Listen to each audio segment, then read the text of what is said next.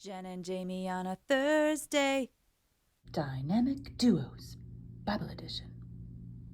This way, everybody on tour, this way, make sure you follow the pineapple. We don't need anybody to get lost. You're funny. I'm ready to go though. I got my hat in case there's like bugs and stuff. Got my sunglasses in case there's sun. Got my handy dandy backpack, and most importantly, I have snacks. Road snacks. Those are like little sugar tablets. I don't think that's gonna be like fuel for any sort of trip. Yes, if I get lost in the wilderness, this is totally my survival tool. But as the tour guide and as the tourist, you need to... I also forgot, nope, here's my camera. In case I see anything, I gotta go off into the woods and... No. Yeah. Off into the woods, absolutely not. I am the tour guide.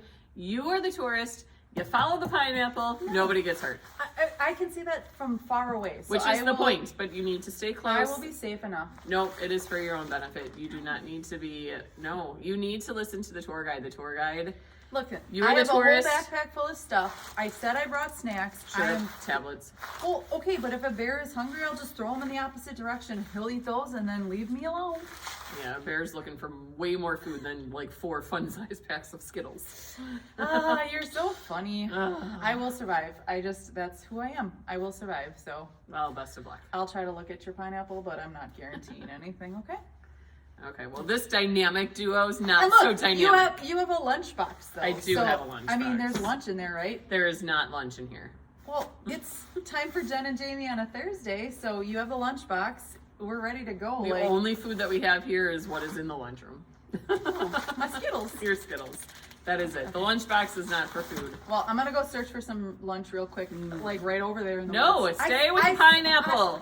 I saw some pineapple trees over there. There's no pineapple trees in Wisconsin, and they don't grow on trees. Oh my goodness! Oh!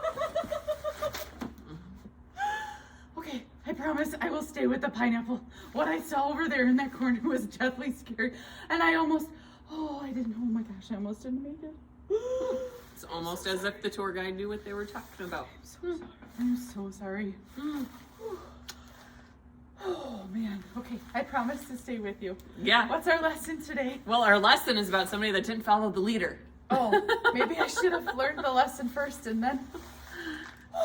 So last week we had as your clue a tablet. This week we are a tour guide and a tourist.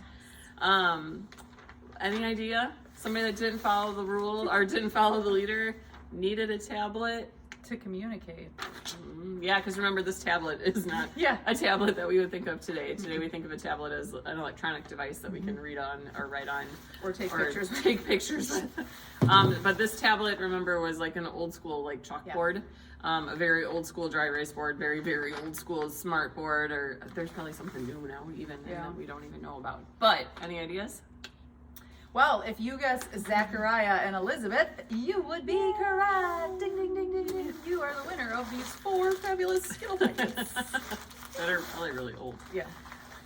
No, they're fresh. I just bought them. Oh, okay. For St. Patrick's Day. Oh, there you go. That's fun. Taste the rainbow. Corporate sponsorship. Still not happening. North Face. Anyway, Zechariah and Elizabeth, you guys know the story, the beginning of the Christmas story.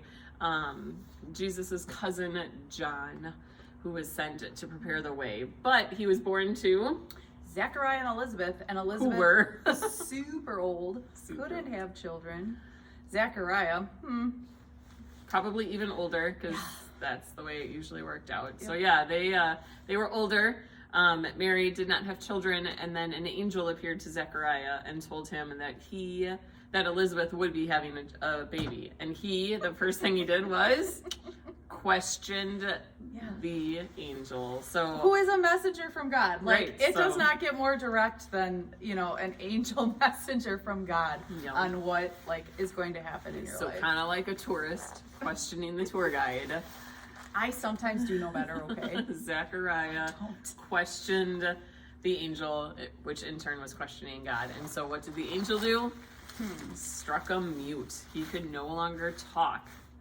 And so he had to use a writing tablet. So it tells us later that when it came time to pick out the name of John, that they asked him, what is this child's name going to be? And the mother spoke up and said, no, his name is to be called John. And they said to her, there is no one among your relatives who has that name.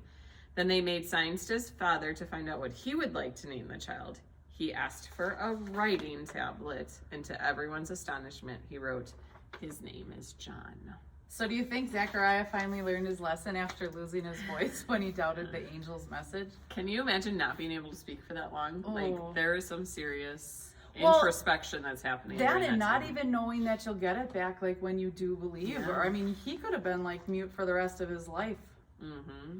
So I would have been like, whoa. I don't think God has struck any of us mute. Definitely not you and I. Has not struck us mute when we don't follow him or when we veer off the path from him. But he does use opportunities for us to like learn our lesson and to come back to him and to follow him. He shows us how important it is that we study his scripture and follow his word so that we don't veer off the path. He does, yeah, he does know best. Just like the tour guide knows the path that we're going to travel best and the area that we're going to go best. God obviously knows and has our lives planned out. So for us to doubt or question or even kind of wander off, sometimes God will definitely use his ways to bring us back to him because he does know best. Absolutely. So with that being said, Mr. Pineapple Bob, thank Hang you out for here, your Bob. leadership this week. It is time for... What's in the lunchbox? I hope there's Skittles or chocolate or something You else. have the Skittles, not the lunchbox. No, ooh, Oh, I got a hat too. different kind of hat. It's not like my baseball cap. It's It's a little tight, a little snug. well, you do have a lot of hair. I do have a lot of hair. A A jailer hat, Jailer a hat. jail or a prisoner hat. Hmm. It's not a picture; it's a real thing. It is a real thing.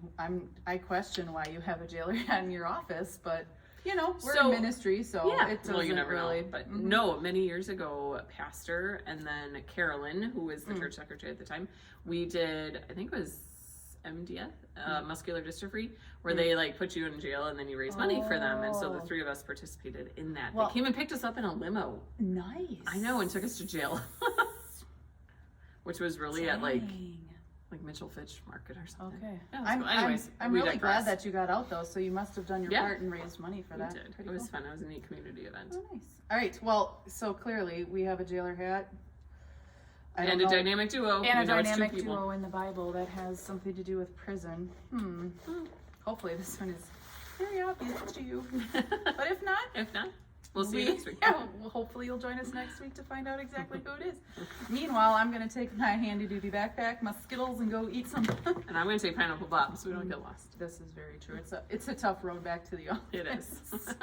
So from Jen and Jamie, May your lunchbox always be full. we'll see you next time. Jen and Jamie on a Thursday.